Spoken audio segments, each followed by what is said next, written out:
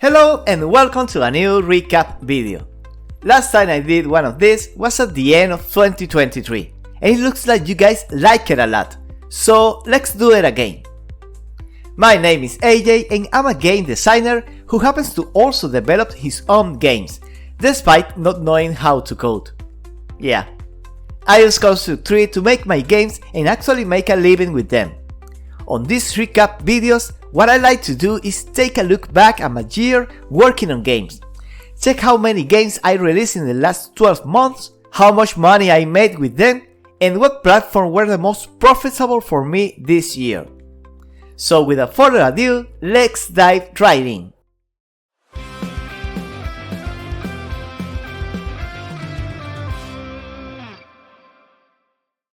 January 2024. And I started the year with big expectations. You see, at the end of 2023, I released a game called Cannon Blast. It was the first game I developed exclusively for Pocky.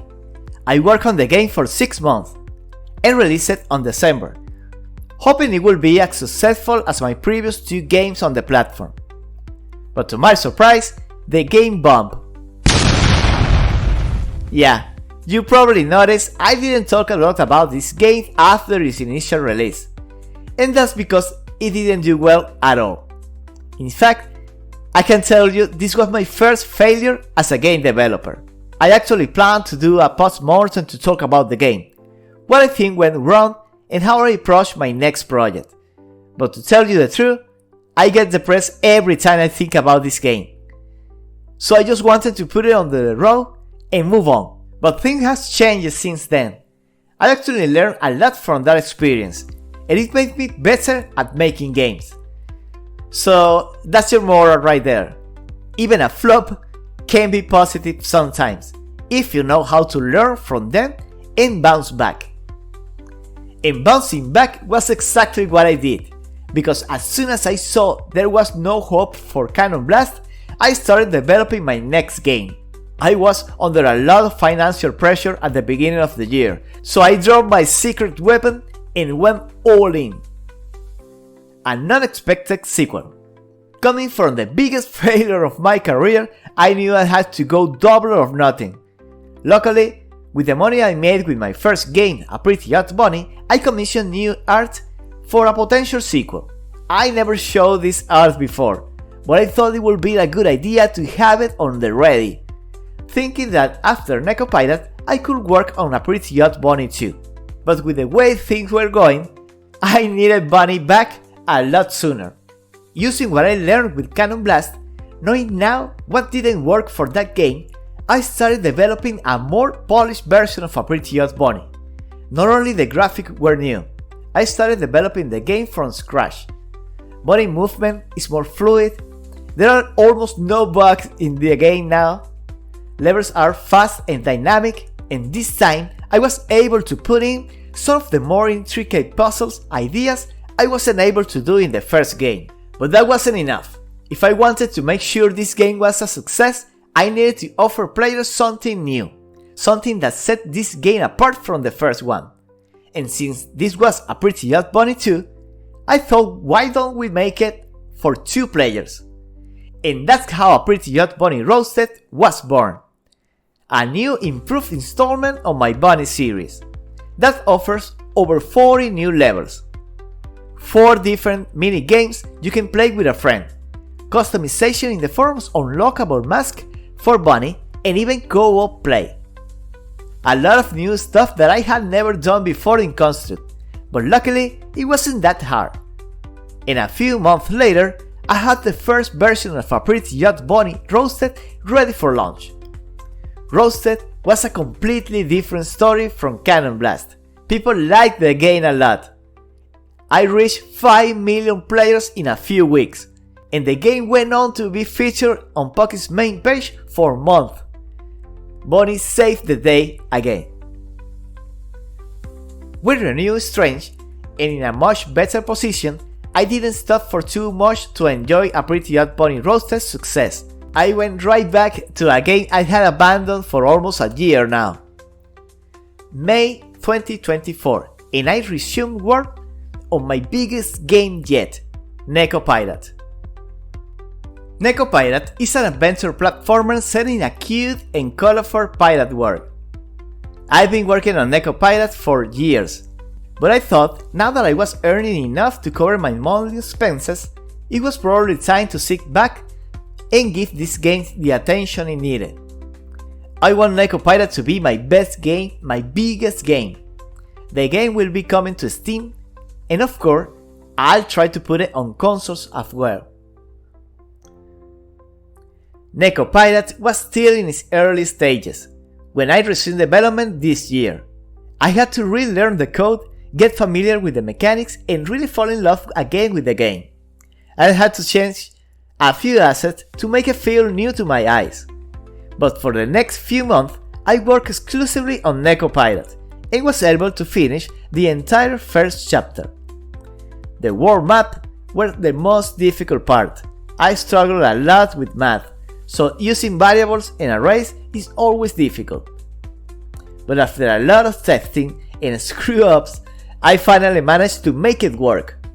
I also add a new shop with a few items that will enhance the experience and make the game even more fun to play. But I'm getting too addicted to releasing games, so after a few months working on Nekopirate, I started working on yet another game. This time, I wanted to try something new, so instead of a platformer, I wanted to try construct 3D features. Introducing Little Legend. Little Legend is an incremental game I made mostly as a palette cleanser. I wanted to do something different and see if I could make a game that could keep Pocky players coming back again and again.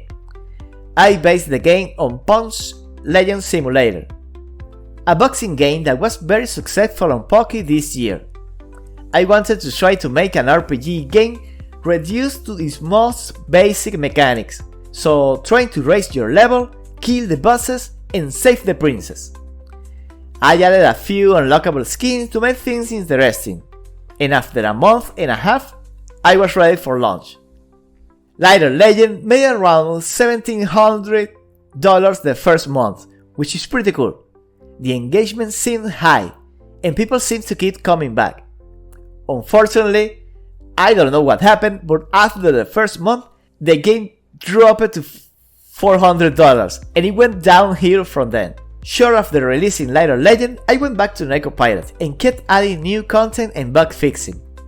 I'm liking a lot how the game is shaping, and oh, by the way, if you haven't wishlisted Nekopirate on Steam yet, please consider doing it right now.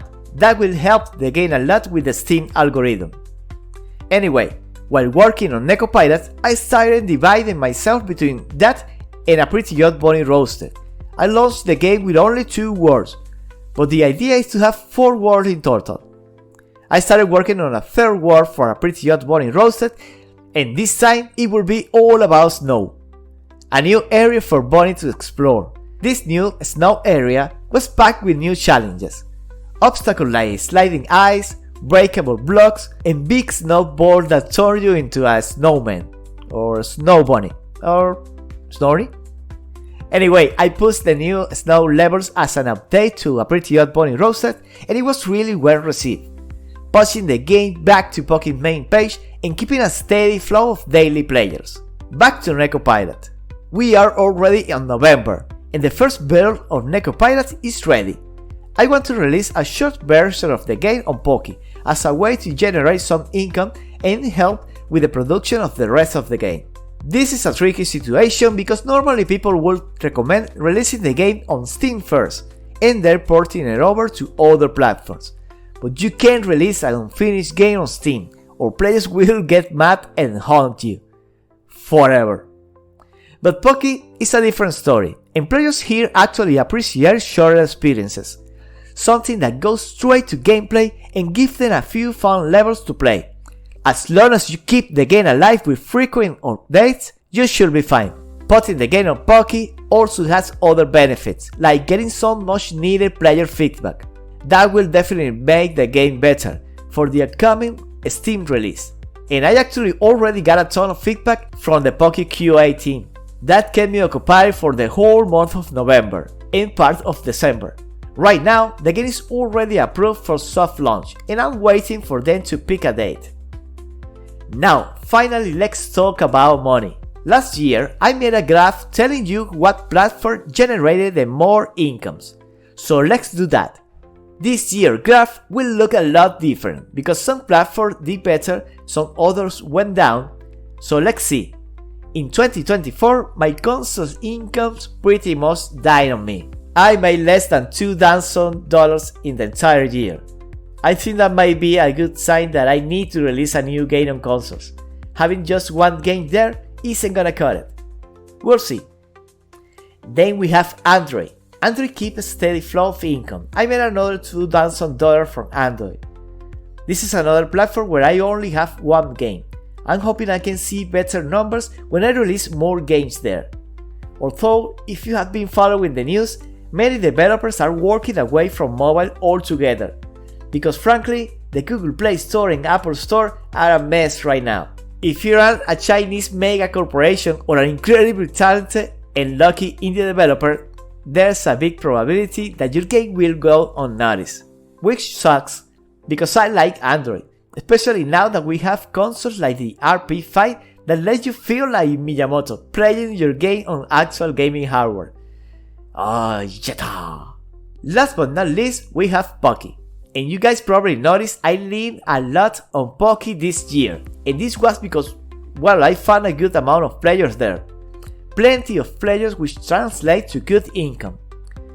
Pocky was my most profitable platform in 2024, covering well above 60% of my incomes this year.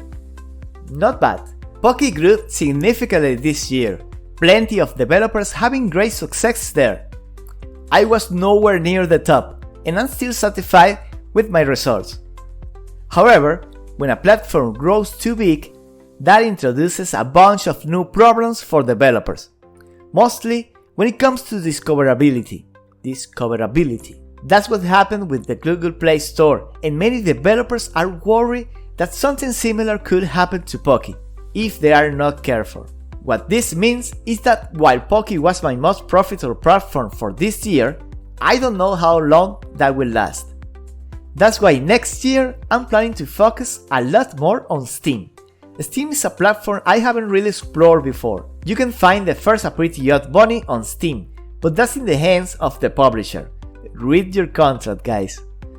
So I'm looking forward to releasing games on my own on Steam, starting with A Pretty Odd Bunny Roasted in the first half of 2025 and Nekopirate not long after. 2024 was a packed year for me. Not everything went as expected, but things worked out for the best at the end.